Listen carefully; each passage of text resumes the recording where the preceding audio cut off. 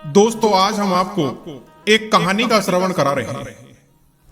आज की कहानी नाग नागिन और एक राजकुमारी की बड़ी ही रोचक और शिक्षाप्रद कहानी है कि कौन सी स्त्री मनुष्य को कंगाल बनाने के लिए आती है और कौन सी स्त्री के आने से मनुष्य की जिंदगी स्वर्ग बन जाती है।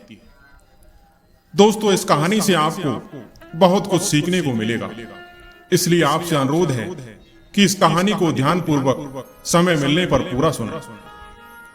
दोस्तों, एक राज्य में उग्रसेन नाम का राजा राज्य किया करता था।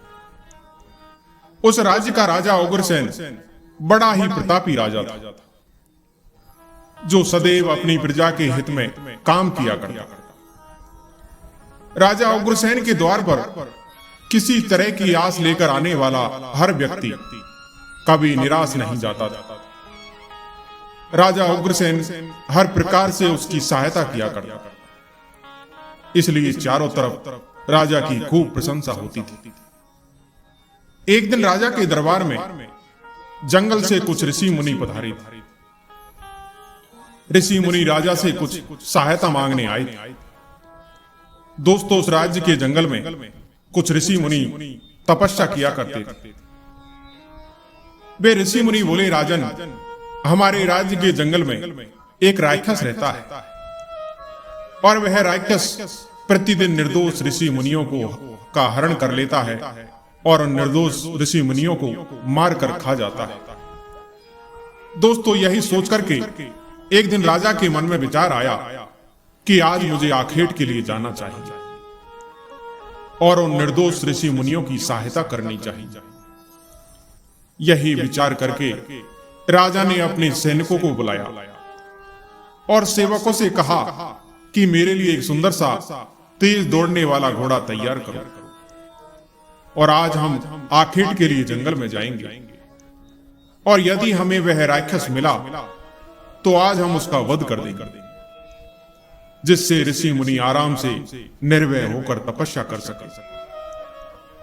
राजा के सेवकों ने एक सुंदर सा घोड़ा तैयार कर दिया और उसके बाद राजा उस घोड़े पर सवार होकर के आखेट के लिए उस जंगल की ओर निकल पड़ता है।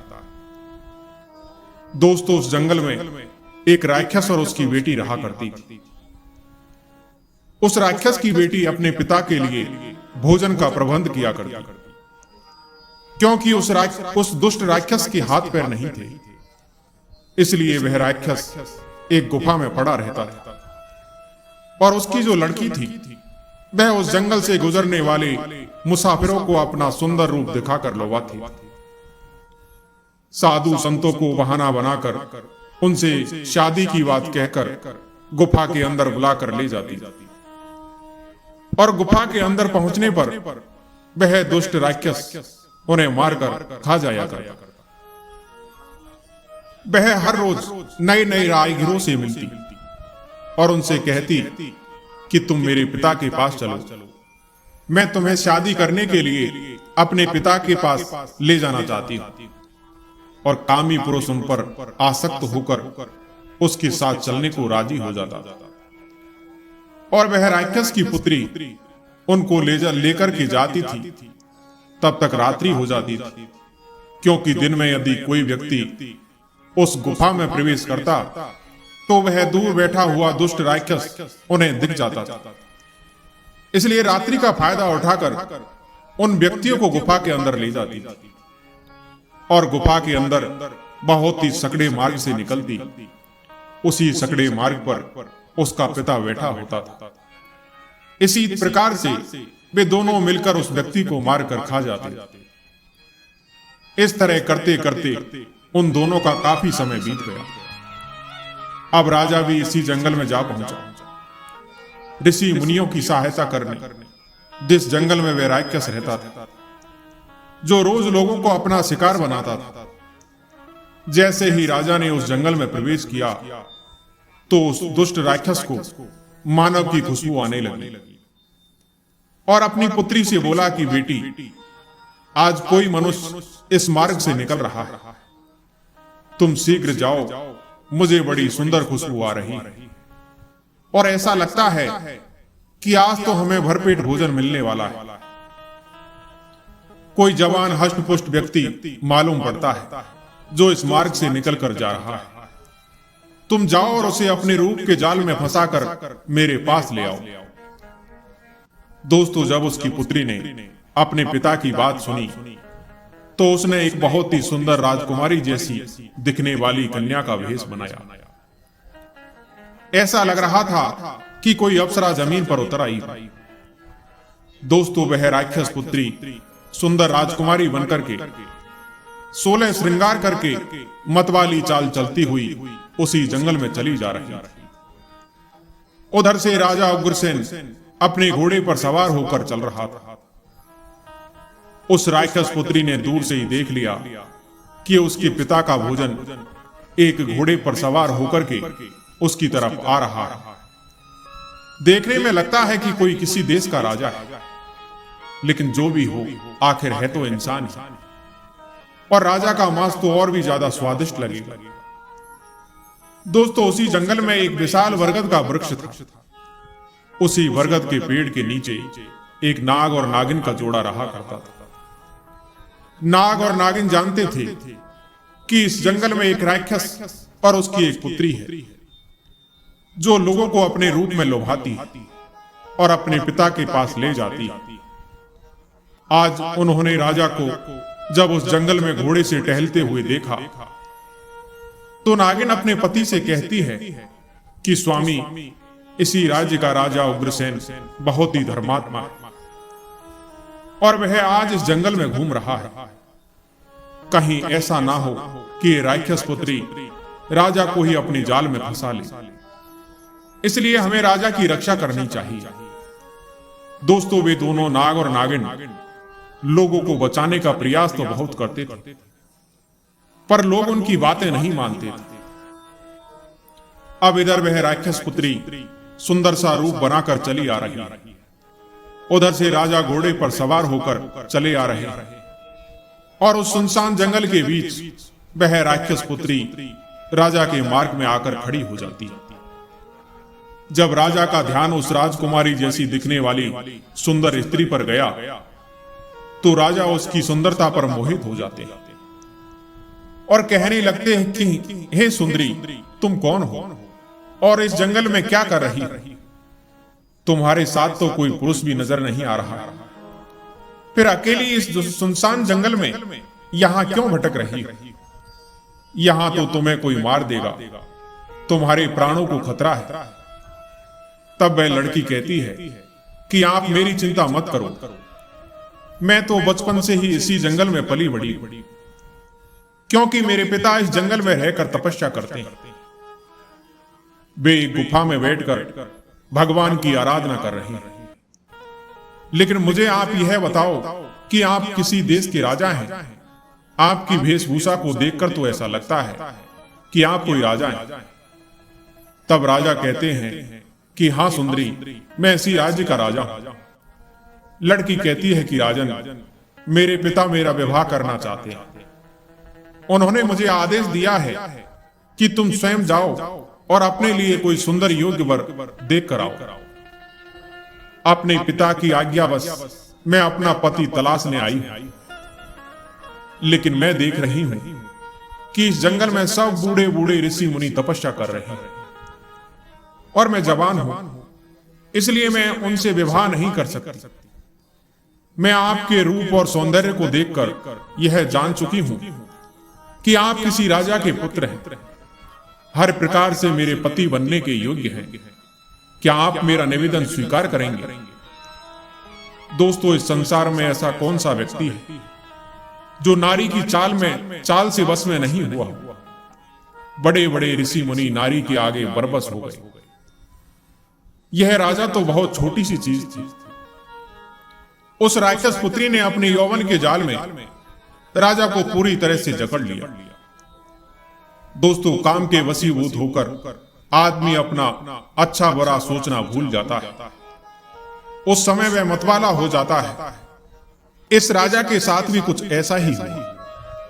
राजा कहने लगे, सुंदरी, यदि तुम मुझे पति रूप में चुनना चाहती हो तो मैं तुम्हारी इच्छा का स्वागत करता हूं।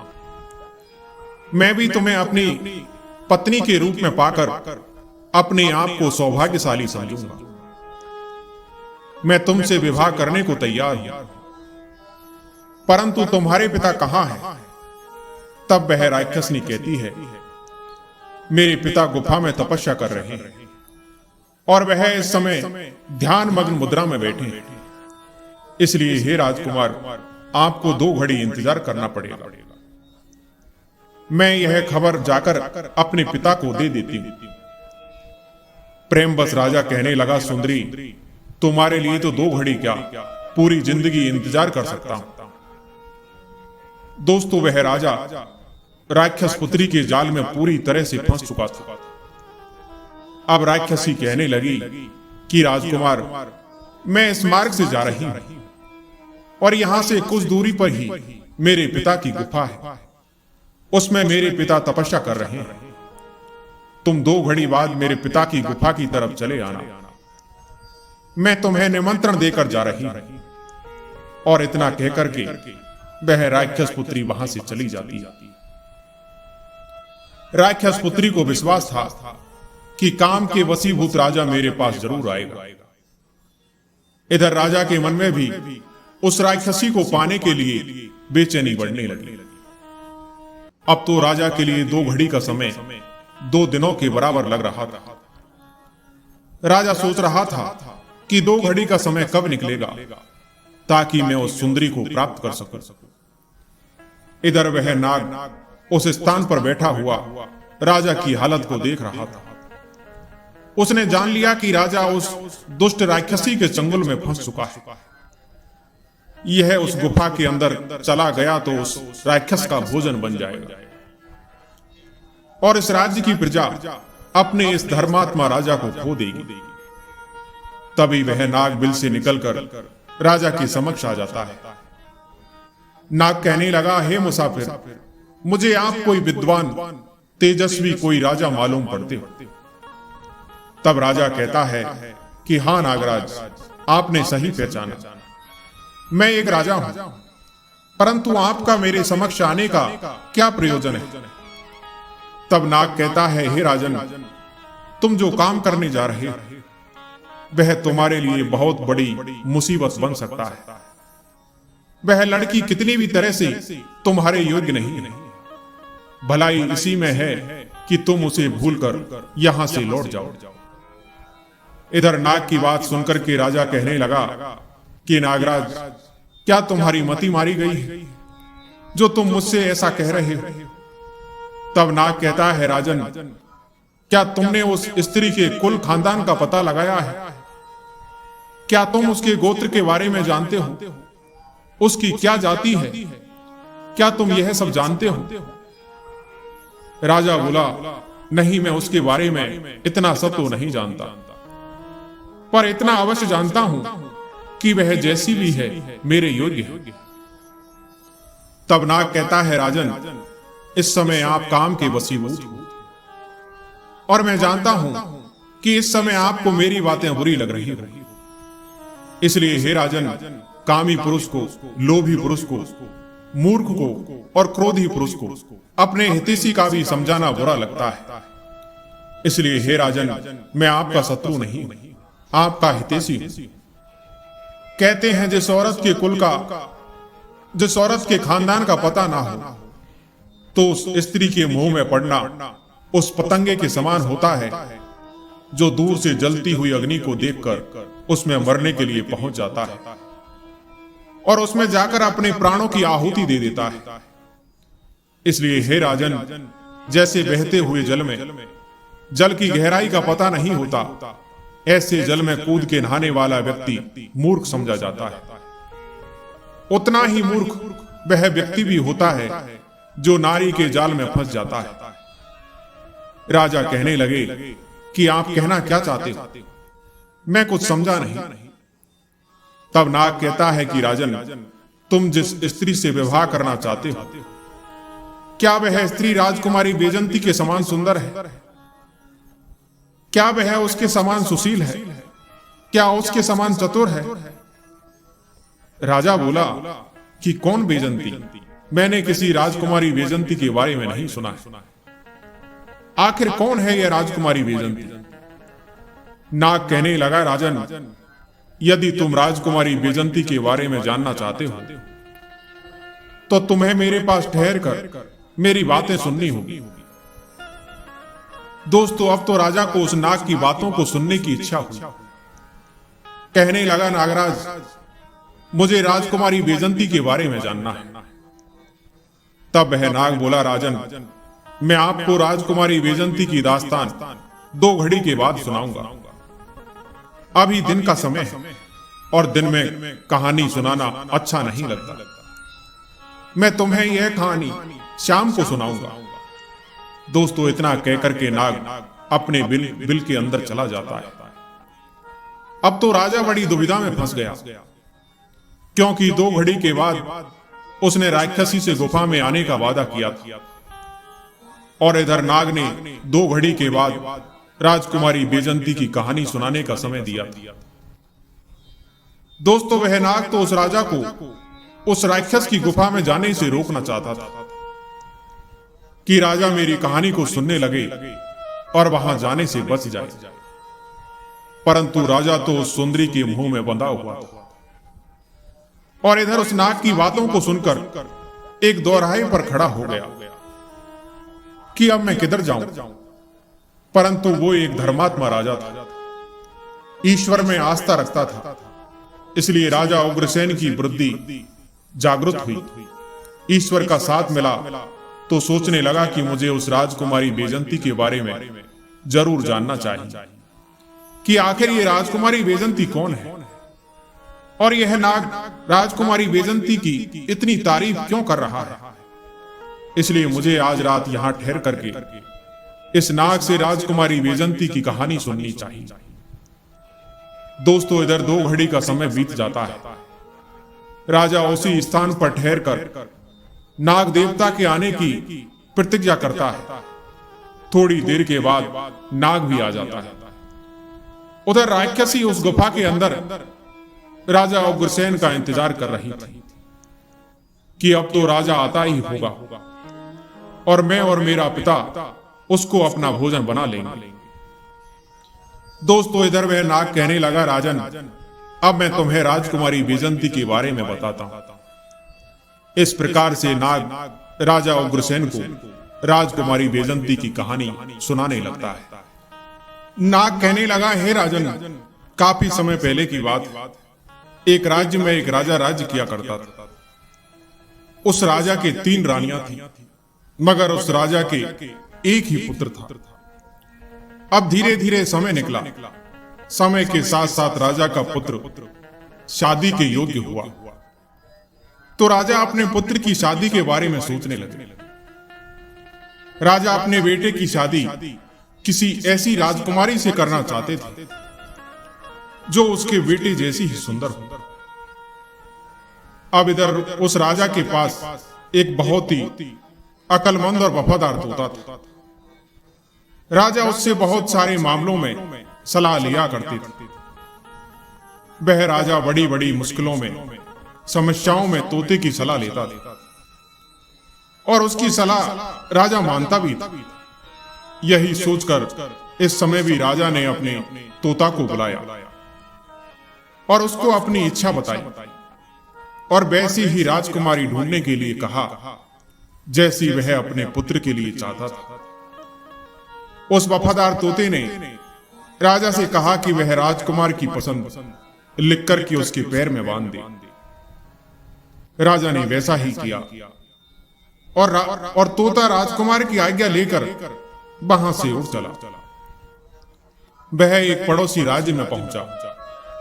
आगे नाग राजा से कहता है, राजन, तोता जिस पड़ोसी राज्य में पहुंचा उस राज्य के राजा को भी एक बहुत ही सुंदर पुत्री थी जिसका नाम था बैजंती।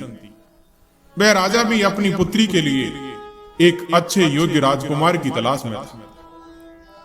उस राजा के पास एक मैना थी जिसको राजा ने अपनी पुत्री के लिए योग्य वर ढूंढने की जिम्मेदारी दी।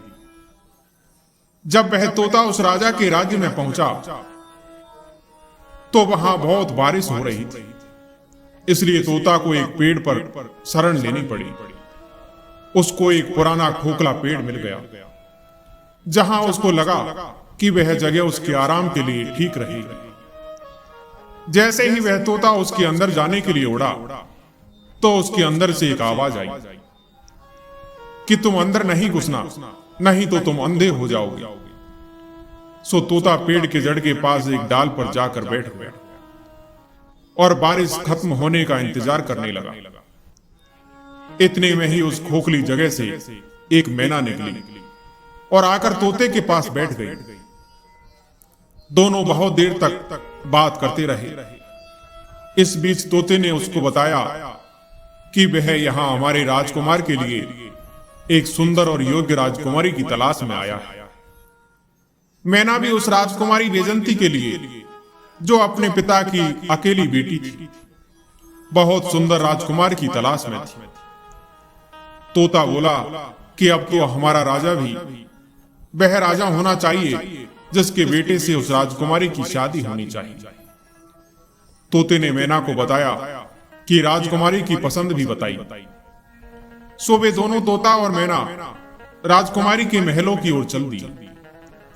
जब वे वहां पहुंचे तो महल के एक नौकर ने उनको देखा तो राजा को जाकर बताया कि जिस मैना पर वह बहुत विश्वास करते हैं, वह तो एक तोते के साथ घूम रही है और राजा के हुक्म को भी बिल्कुल भूल ही गई है। जब राजा ने यह सुना तो उसने तोता और मैना को मारने का हुक्म दे दिया। महल के नौकर मैना से जलते थे, इसलिए उन्होंने मैना की बुराई राजा से कर दी। मैना को जब इस बात का कुछ कुछ पता चल गया, सो वह ऊपर की खिड़की से उड़ी। उड़ते समय उसने राजा का बेरहम हुक्म सुन लिया था। वह तोते से बोली कि आओ, राजा ने हमारे ऊपर झूठा इल्जाम लगाकर हमको मारने का हुक्म दे दिया है। इससे पहले कि राजा के तीर हमको मारें, चलो हम यहां से दूर भाग चले। और वे दोनों, तोता और मैना, वहां से दूर उड़ गए। राजा के नौकर उनको मारने गए तो बहुत देर तक ढूंढने पर भी उनको नहीं ढूंढ पाए। सैनिक अपने आप को यह तसल्ली देते हुए वापस आ गए कि लगता है कि तोता और मैना को शाही हुक्म का पता चल गया, इसलिए वे किसी सुरक्षित जगह चले गए। तोता और मैना ने कुछ दिन तक इंतजार किया ताकि राजा के सैनिक उस बात को भूल जाएं। फिर उसके बाद वे महल वापस आए और आकर तोता और मैना राजा के पास आकर बैठ गए। उन्होंने राजा से पूछा कि आप हमको क्यों मरवाना चाहते थे? हम तो आपके वफादार हैं। वे लोग हमसे जलते हैं, इसलिए उन्होंने आपसे हमारी बुराई की। हम लोग दोनों बड़ी शान वाले उन राजाओं के नौकर हैं जो अक्लमंद भी है और अमीर भी। उनमें से एक के केवल एक बेटा है और दूसरे के केवल एक बेटी है। इन दोनों राजाओं ने हालांकि एक दूसरे को कभी देखा नहीं है, पर ये दोनों अपने बच्चों की एक दूसरे के बच्चों से शादी करना चाहते हैं।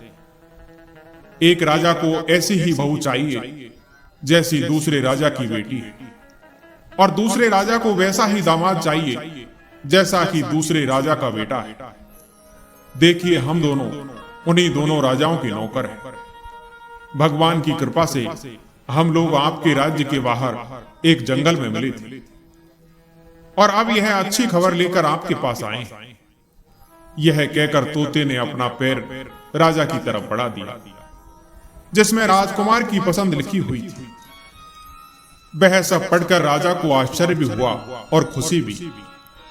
राजा ने राजकुमार की तस्वीर लेकर अपने शाही जनाजे खाने में भेज दी और अपनी रानी से कहा कि वे उस तस्वीर को देखकर बताए कि वह अपनी राजकुमारी के लिए उस राजकुमार को पसंद करती है या नहीं।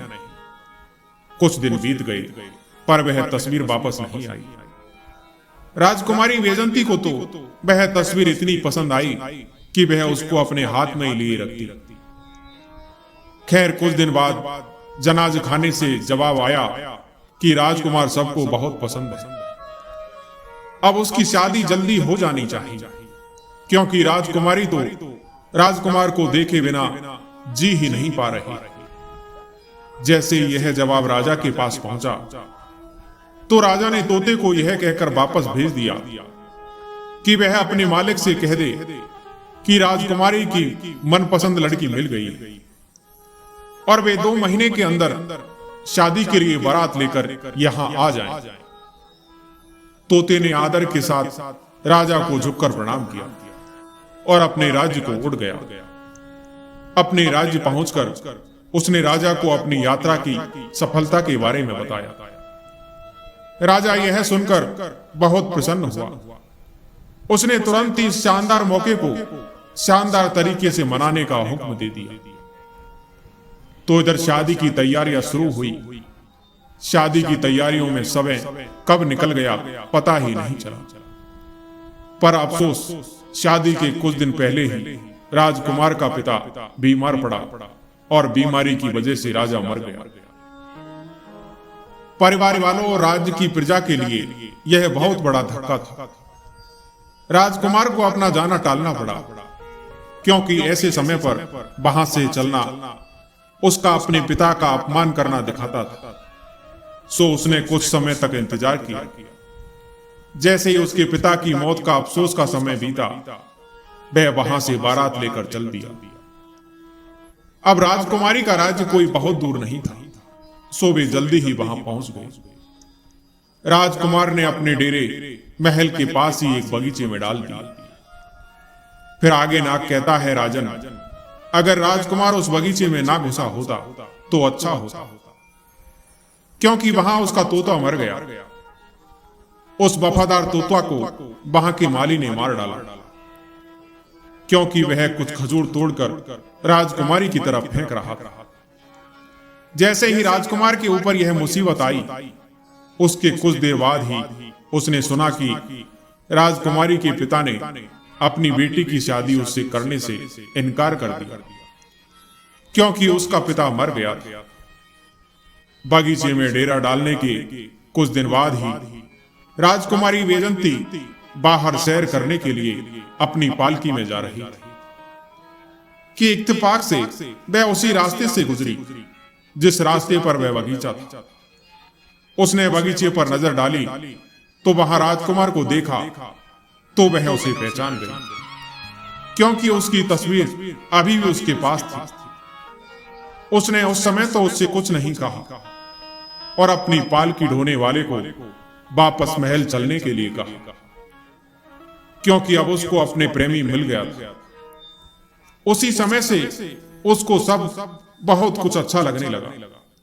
शाम को खाने के समय राजकुमारी वैजंती ने अपने खाने में से आधा खाना खाया और बचा हुआ आधा खाना राजकुमारी की तस्वीर के साथ राजकुमार को भेज दिया। उसने अपनी दासी से कहा कि वह राजकुमार से कहे कि वह उसे खा ले, और अगर वह न खाए तो उसमें अपनी उंगली घुसा दे। दासी ने वैसा ही किया। राजकुमार ने खाना तो नहीं खाया, तो दासी ने राजकुमार को खाने की प्लेट में उंगली डालने के लिए कहा। जब उसने प्लेट में रखे चावल में अपनी उंगली घुसाई तो वहां उसको अपनी तस्वीर मिली। उसने सोचा कि राजकुमारी तो मुझसे प्यार करती है। ऐसा सोचकर उसने एक चिट्ठी राजकुमारी के नाम लिखी और उसे दासी को देकर वापस भेज दिया। जब राजकुमारी ने वह चिट्ठी पढ़ी तो उसके मन में राजकुमार से मिलने की इच्छा ने जोर पकड़ लिया। उसने आधी रात को अपना घोड़ा तैयार करवाया, असरपियां से भरा एक थैला लिया और उस बगीचे की तरफ चल दी जहां राजकुमार ठहरा हुआ था। राजकुमार तो उसको देखकर आश्चर्य में पड़ गया। राजकुमारी बोली कि मैं तुम्हें बहुत प्यार करती हूं और इसीलिए मैं छिपकर तुम्हारे पास आई। मेरे पिता तुमसे मेरी शादी की इजाजत नहीं देंगे। चलो अपना घोड़ा तैयार कर लो और मुझे अपने साथ अपने राज्य ले चलो। वहां हमारा कोई कुछ नहीं बिगाड़ सकेगा। सो दोनों घोड़ों पर सवार होकर राज्य से बाहर की तरफ चल दिए। फिर अगली रात वे आराम करने के लिए एक गांव में रुके। उस गांव में एक जिन्न रहता था। जिन्न का एक बेटा था जिसका केवल आधा शरीर था। इसी गांव में राजकुमार और राजकुमारी एक तालाब के किनारे रुक गए। जब वे सो रहे थे तो जिन्न ने अपने बेटे से कहा कि तुम तालाब के किनारे जल्दी से जाओ और राजकुमार को तो मार डालो और राजकुमारी, घोड़े और खजाने को यहां ले आओ। उसका बेटा यह सुनकर बहुत खुश हुआ कि अब उसको खून पीने को मिलेगा। बस उसने अपना काम खत्म किया ही था कि राजकुमारी जाग गई। उसने चारों तरफ देखा तो उसको अपना प्रेमी मरा पड़ा दिखाई दिया और एक बदसूरत आधा आदमी उसकी लाश के पास खड़ा था। यह सब देखकर वह डर गई, लेकिन फिर भी वह हंसकर बोली, अच्छा हुआ तुमने इसे मार दिया।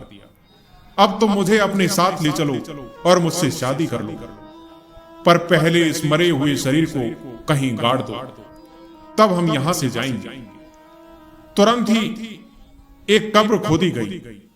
उस आधे आदमी ने राजकुमार को उसे देखने के लिए बुलाया तो उसने कहा, अरे यह तो बहुत छोटी है, थोड़ी और गहरी खोदो। जिन्न के बेटे ने वह कब्र 1 फुट गहरी और खोद दी।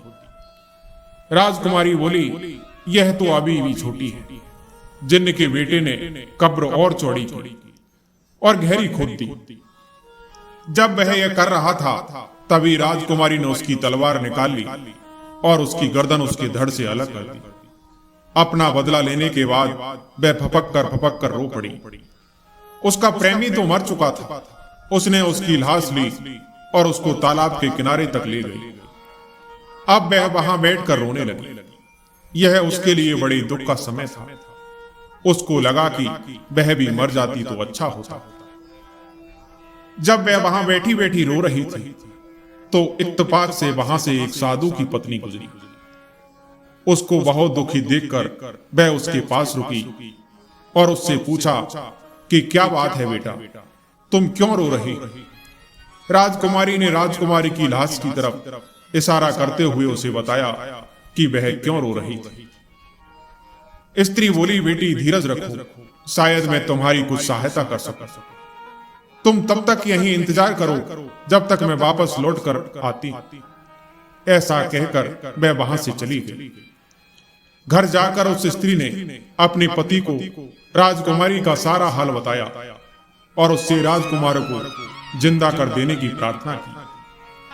साधु बोला कि वह जगह तो शैतान और उसके भयानक बेटे की है।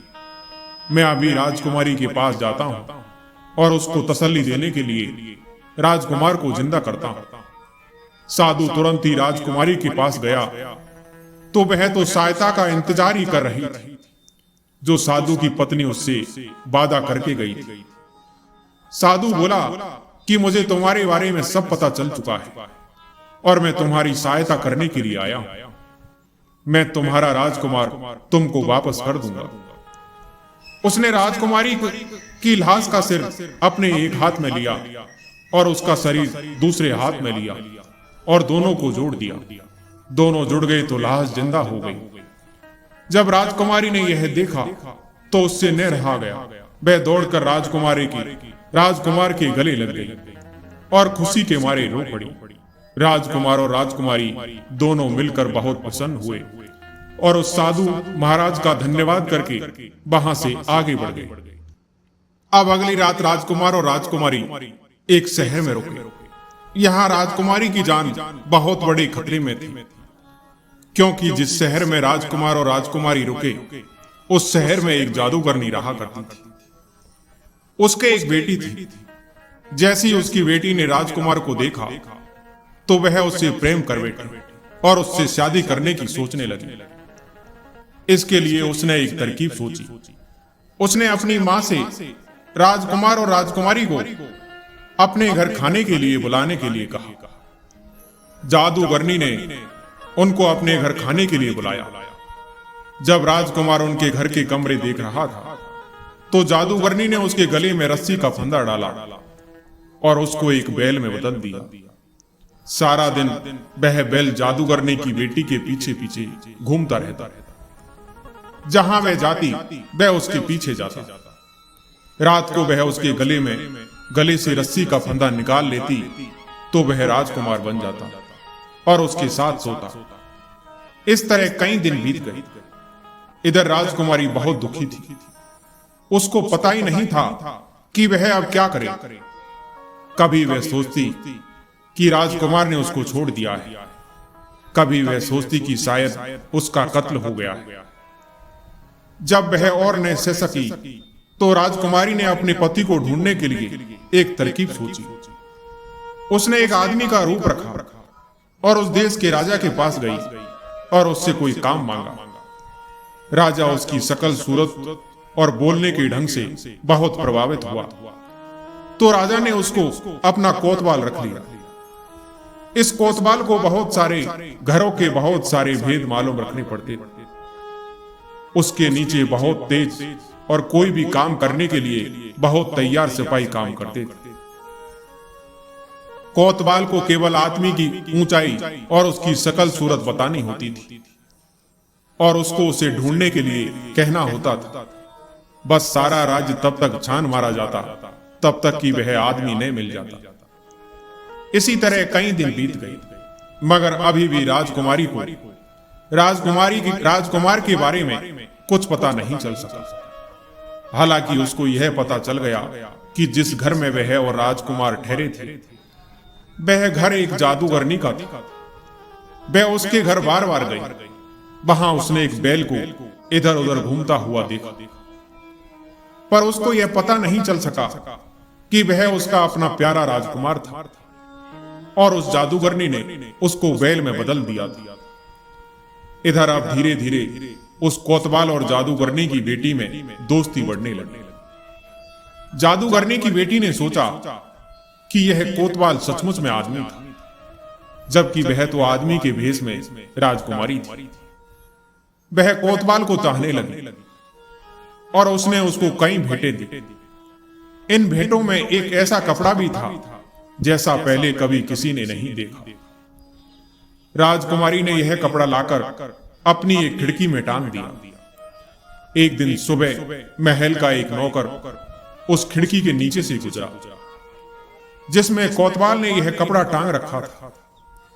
वह नौकर उस कपड़े की रंग और उसकी बनावट देखकर दंग रह गया। वहां आकर वह रानी से मिला तो उसने जो कुछ देखा था वह सब रानी को बताया। रानी को भी उस सुंदर कपड़े को देखने की इच्छा हुई, तो रानी ने राजा से प्रार्थना की कि वह उस कोतवाल को बुलाए और उससे वह कपड़ा मंगा कर दे। राजा ने ऐसा ही किया। इधर कोतवाल ने रानी को वह सारा कपड़ा दे दिया जो उसके पास था। जब रानी ने उसको देखा तो वह उसको इतना अच्छा लगा कि उसने राजा से कहा कि वह कोतवाल से कहे कि वह उसको वैसा ही कपड़ा और ला कर दे। जब राजा ने रानी का हुक्म कोतवाल को सुनाया तो कोतवाल ने कहा कि महाराज, यह काम जरा मुश्किल है, पर वह अपनी पूरी कोशिश करेगा। राजा के महल से वह सीधे जादूगरनी के घर गया और उससे वैसा ही कपड़ा और मांगा। जादूगरनी ने कोतवाल से कहा कि अफसोस, वह इसमें उसकी कोई सहायता नहीं कर सकती। उसका एक भाई है, वह भी जादूगर है। बहुत दिनों पहले वह किसी दूर राज्य चला गया था, उसी ने उसको यह कपड़ा भेजा था। कोतवाल ने कहा कि वह अपने भाई को लिखे कि वह वैसा ही कपड़ा और भेज दे। जादूगरनी ने कहा कि वह यह नहीं कर सकती, क्योंकि जहां वह गया है वहां के सारे आदमियों के उसने खा लिया है और अब वहां उसके और शेरों के अलावा और कोई नहीं रहता। इन शेरों को भी वह एक तरह की घास खिलाकर आधा भूखा रखता है। हालांकि वे उस घास को खाना पसंद नहीं करते। इस तरह से जो कोई भी वहां जाता है, कोई भी शेर या तो किसी झाड़ी में से निकल आता है या फिर किसी चट्टान के पीछे से निकल आता है और उसको खा जाता है। इस तरह से वहां कई लोगों की जानें जा चुकी है। ऐसे में मैं कैसे किसी को वहां भेज सकती? ऐसे खतरे वाले काम के लिए मैं वहां किसी को नहीं भेज सकती। कोतवाल बोला, अच्छा तो तुम मुझे बस यह बता दो कि तुम्हारा भाई कहां रहता है। मैं वहां जाऊंगा और उससे कपड़ा लेकर के आऊंगा। क्योंकि मुझे तो उसके पास जाना ही है, नहीं गया तो राजा मेरी जान ले लेगा। जब तक कि मैं वह कपड़ा लेकर नहीं आता, मैं तो यहां भी सुरक्षित नहीं। इसलिए तुम मुझे बताओ कि तुम्हारा भाई कहां रहता है। मैं उसके पास जाकर उससे मिलूंगा और कपड़ा लेकर आऊंगा। जादूगरनी बोली कि ठहरो, अगर तुम्हारी यह हालत है तो मैं तुम्हारी सहायता अवश्य करूंगी। मेरे पास मिट्टी का एक छोटा सा बर्तन है जिससे मेरे भाई की जिंदगी बंधी है। जब तक यह बर्तन मेरे पास सुरक्षित है तब तक मेरा भाई भी सुरक्षित है, पर जैसे ही यह बर्तन टूटेगा तो मेरा भाई मर जाएगा। मैं अपनी बेटी की खातिर इस बर्तन को तोड़ दूंगी, क्योंकि मेरी बेटी तुमको बहुत प्यार करती है। ऐसा कहकर उसने मिट्टी का वह बर्तन जमीन पर मारकर तोड़ दिया और बोली, जाओ अब तुम निडर होकर जाओ। अब तुम्हें कोई किसी का डर नहीं। वहां के शेर अब चाहे घास खाए या कुछ और, पर अब वे हर उस आदमी को नहीं खाएंगे जो वहां जाएगा। जाओ, भगवान तुम्हारी रक्षा करे। जादूगरनी ने तो यह सोचा ही नहीं था कि यह कोतवाल राजकुमारी है, उस राजकुमारी की होने वाली पत्नी, जिसको उसने बैल बनाकर रखा हुआ है। अगली सुबह राजकुमारी ने थोड़े से सिपाही लिए राजा से जाने की इजाजत मांगी और अपने काम पर चल दी। उस राज्य में पहुंचकर उसने तुरंत ही जादूगर का घर ढूंढा, जो उसे जल्दी ही मिल गया। उसके घर में वैसे कपड़ों के बहुत सारे ढेर लगे हुए थे। इनके अलावा वहां और भी बहुत सारा खजाना था। राजकुमारी ने उसका वह सारा कपड़ा और खजाना लिया और राजा के महल की तरफ लौट आई। राजा उसके इस काम से इतना खुश हुआ कि उसने उसको बहुत सारी भेंटें दी और उसको अपना वारिस घोषित कर दिया, क्योंकि उस राजा को कोई संतान नहीं थी। इधर नाग कहता है, राजन, कुछ दिनों के बाद राजा की मृत्यु हो गई। अब वह कोतवाल उस राज्य का राजा बन गया, लेकिन अब उसे कुछ पता चल गया था कि राजकुमार को क्या हुआ है। अब उसने एक दिन क्या किया कि अपने राज्य भर के सारे बैलों को अपने सामने पेश होने का हुक्म दिया। अगले दिन सारे बैल एक जगह लाकर इकट्ठे किए गए। राजकुमारी बने राजा ने खुद ने उन सब की जांच की। वह उनसे बोली, पर उनमें से किसी भी बैल ने उसकी बात का जवाब नहीं दिया और न ही उसको पहचाना। फिर उसने सैनिकों को आदेश दिया कि वे लोग सब जगह जाकर देखें किसने उसका हुक्म नहीं माना है। इधर जब राजा के आदेश अनुसार सैनिक जादूगरनी के घर पहुंचे तो उन्होंने देखा कि उसने अपना बैल राजा के पास नहीं भेजा। सैनिकों ने बैल को रस्सी से पकड़ा और राजा के पास ले आए। जादूगरनी ने उसकी जादुई रस्सी को अपने हाथ में पकड़े रखने की बहुत कोशिश की, पर सब बेकार। सैनिकों ने उसको छोड़ा ही नहीं। वे उस बैल को रस्सी से पकड़कर जादूगरनी से दूर ले गए।